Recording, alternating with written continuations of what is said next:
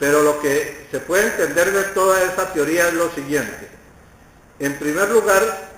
que la violación de los tratados no genera inconstitucionalidad, como ya hemos visto. En segundo lugar, que la prevalencia de los tratados de derechos humanos sobre la Constitución no es genérica, sino que es analizada en cada uno de los casos para determinar de qué tratado se trata, si se trata de unos derechos inderogables o derechos que no se pueden suspender en estados de excepción, en cuyo caso prevalecen sobre el ordenamiento interno, es decir, es una regla de conflicto. En tercer lugar, que la interpretación de los tratados, de los derechos y garantías constitucionales debe hacerse de acuerdo con los tratados de derechos humanos. Y en cuarto lugar, que la enunciación de los derechos, el catálogo de los derechos constitucionales, de los derechos fundamentales, no es numerus clausus en la Constitución, ya que puede haber tratados que se basen en la existencia y la naturaleza de la persona humana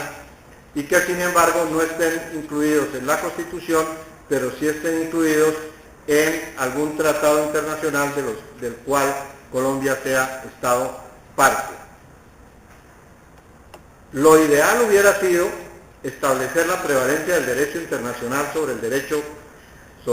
derecho constitucional. Eso no lo estableció la Constitución del 91. Lo ideal hubiera sido establecer en el artículo 23 que no solamente prevalezcan sobre el derecho interno los tratados de derechos humanos que prohíben su limitación en estados de excepción, sino abrirlo a todos los estados. Pero eso no es lo que se deriva del texto ni de la jurisprudencia constitucional. En cuanto a los convenios de la OIT, el artículo 53 adoptó una fórmula distinta en el sentido de que se consideran incorporados o haciendo parte de la legislación nacional. Por otra parte, en Colombia también se ha adoptado el concepto de supranacionalidad expresamente desde la reforma constitucional de 1968, y eso se conservó en la Constitución de 1991, que permite ceder competencias soberanas en el ámbito legislativo, ejecutivo y jurisdiccional a organismos de derecho comunitario, como pasa en el caso de la Comunidad Andina de Naciones. Y en este evento no es la prevalencia, sino la primacía, como pasa en Europa, la primacía de la norma de derecho comunitario sobre la norma de legislación interna. Eso es lo que ha permitido la teoría de la supranacionalidad, que se otorgue esa recepción y esa primacía automática de las normas comunitarias sobre el ordenamiento interno. Y haya habido algunos conflictos cuando la norma comunitaria viola o puede violar la Constitución, porque se exige en algunas legislaciones que el Tribunal Constitucional se pronuncie sobre la compatibilidad entre el tratado y la Constitución, como acontece en España, y si ve que no hay compatibilidad, es necesario primero modificar la Constitución y luego darle ingreso a la norma comunitaria para la compatibilidad de los dos ordenamientos internacionales.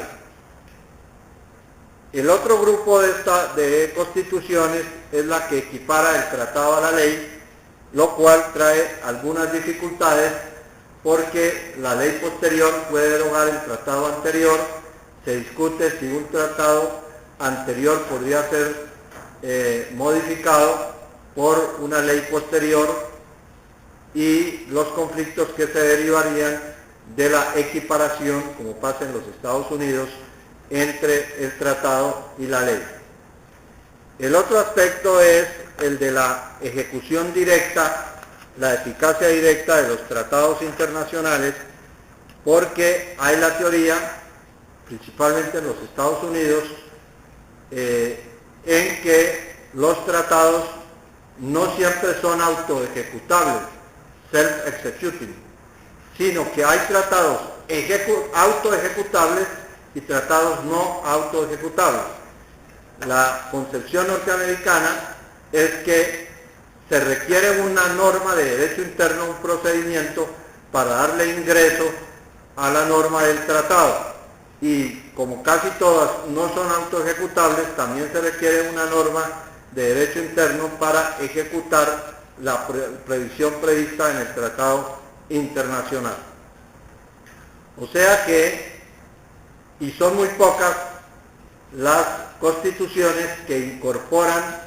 el tratado con el único requisito de la publicación, como es el caso francés. La mayoría establecen o se establece lo que se llama la teoría de la transformación, en el sentido de que se requiere una ley interna, es el caso de Colombia, a veces una ley y un decreto en otros países, para nacionalizar o incorporar el tratado al ordenamiento interno constitucional y legal del respectivo país. En otros se establece la incorporación mediante publicación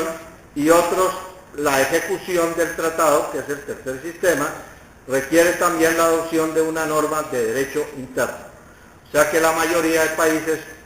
desde el punto de vista constitucional, ingresan al dualismo o por lo menos al monismo moderado, aquellos que permiten la incorporación exigiendo únicamente el requisito de la publicación. El otro aspecto relevante en las relaciones entre el derecho constitucional y el derecho internacional es el control constitucional de los tratados. Ese aspecto fue uno de los grandes avances de la Constitución del año 91, que estableció el control constitucional previo de los tratados por parte de la Corte Constitucional y que solucionó el problema existente anteriormente de que tratados en vigor con varios estados eran declarados inconstitucionales por la Corte, con lo cual se creaba una dificultad en la medida en que el Estado colombiano tenía que obedecer y ser fiel a los tratados en virtud del principio pacta sunt servanda, comprometer su responsabilidad internacional por incumplir un tratado y volver a presentar el proyecto de ley aprobatoria del tratado, como sucedió en varios casos en Colombia. Con este sistema se soluciona el problema, aunque queda un punto sin resolver, y es si esa norma tiene efectos retroactivos o no. La jurisprudencia hasta ahora ha sido vacilante. En algunos casos, en la revisión constitucional del Tratado de Derecho Civil y Comercial de Montevideo del año de 1889, que fue declarado inconstitucional y nuevamente aprobado, la Corte estableció que esa norma de control constitucional previo solo se aplica a los tratados en vigencia después de la Constitución del año 91. Sin embargo, en la sentencia C-400 del año 98, al revisar la Viena 2, dijo que se podía ejercer el control constitucional en forma intemporal, lo cual ha conducido a que se estén presentando demandas de tratados del siglo pasado o antepasado por violación de la Constitución de 1991 con la teoría de la inconstitucionalidad superviniente. Ese es un problema que todavía no ha sido resuelto.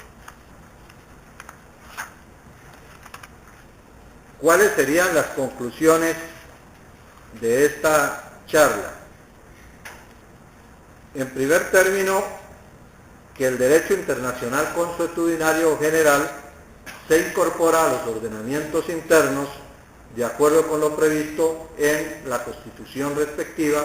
y que en caso de silencio generalmente se opta por darle